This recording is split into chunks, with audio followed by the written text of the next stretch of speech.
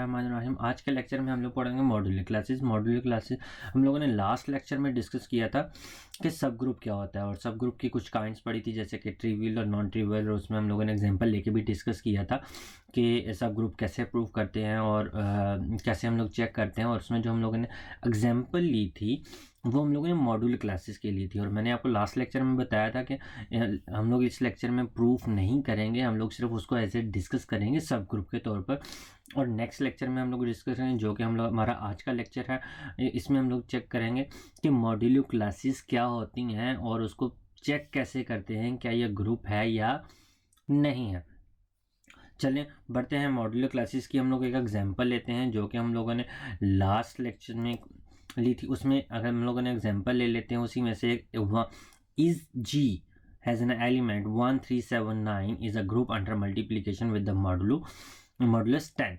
हम लोगों ने लास्ट लेक्चर में भी यही डिस्कस किया था कि एक हम लोगों ने ग्रुप लिया था जिसका मॉडुलस 10 था और उसमें 1 से लेकर 9 तक एलिमेंट्स लिए थे।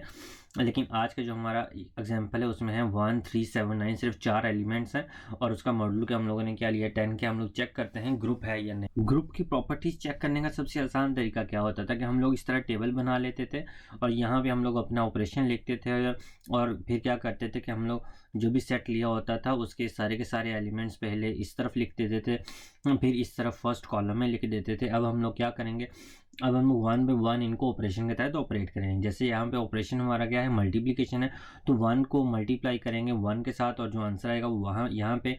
इसी तरह 1 को मल्टीप्लाई करेंगे 3 के साथ, जो आंसर आएगा वो यहाँ पर।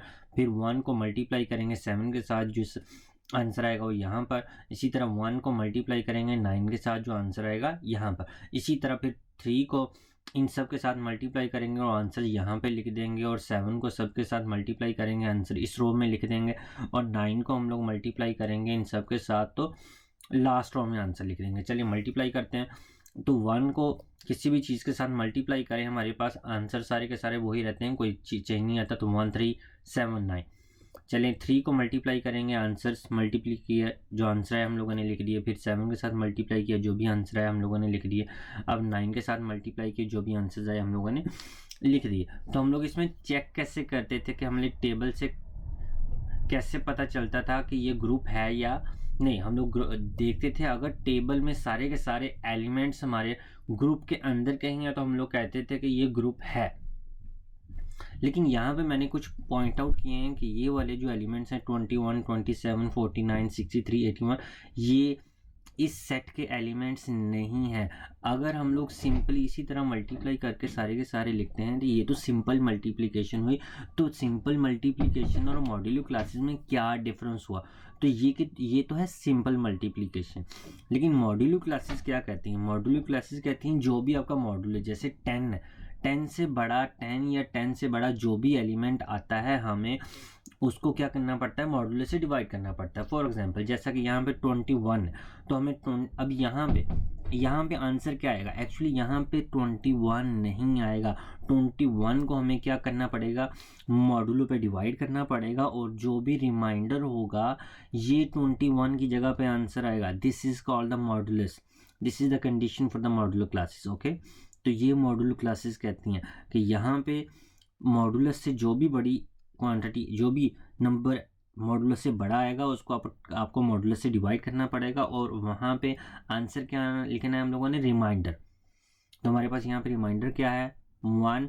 तो ये जो 21 है, ये जो 21 है, दोनों की जगह पे हम लोग आंसर क्या लिख देंगे, 1 लिख देंगे। इसी तरह अब 27, 49 को चेक करेंगे। तो इसी तरह अब हम लोग क्या करेंगे, 27 और 49 का रिमाइंडर चेक करेंगे। 27 का रिमाइंडर क्या आया, 7, और 49 का रिमाइंडर क्या आ गया, 9। तो 49 को ख़त्म करके यहाँ पे 9 आएगा और 27 को हटा के यहाँ पे 7 आ जाएगा।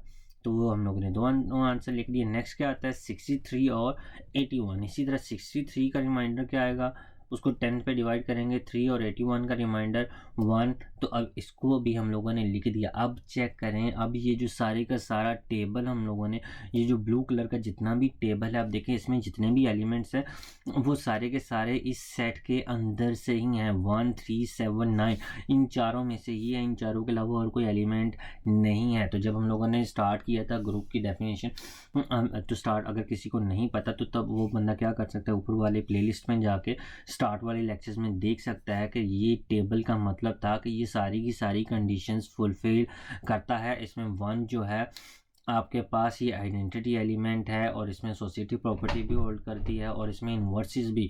अब यहाँ पे अगर 3 का इन्वर्स देखना हो तो आइडेंटिटी देखो, इसका मतलब 7 3 एक दूसरों के इन्वर्स हैं। और ये जो 9 है अपने आप का ही इन्वर्स है, आइडेंटिटी अपने आप का इन्वर्स होता है, सबका इन्वर्स ग्रुप में मौजूद है।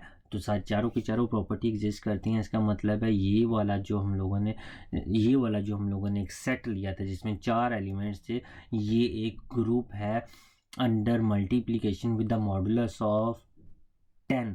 तो अब आप इस एग्जांपल से आप लोगों को पता चल गया होगा मॉडुलो क्लासेस और सिंपल मल्टीप्लिकेशन में क्या डिफरेंस है। और ये वाली जो दोनों एग्जांपल्स हैं ये आप लोगों ने चेक करना है और कमेंट सेक्शन में जाके बताना है कि इन दोनों में से ए और बी में से कौन सा ग्रुप है और कौन सा ग्रुप नहीं है। अगर आपको कोई भी मसला हो तो कमेंट सेक्शन में जाके आप लोग हम लोगों से पूछ सकते हैं। Thank you so much.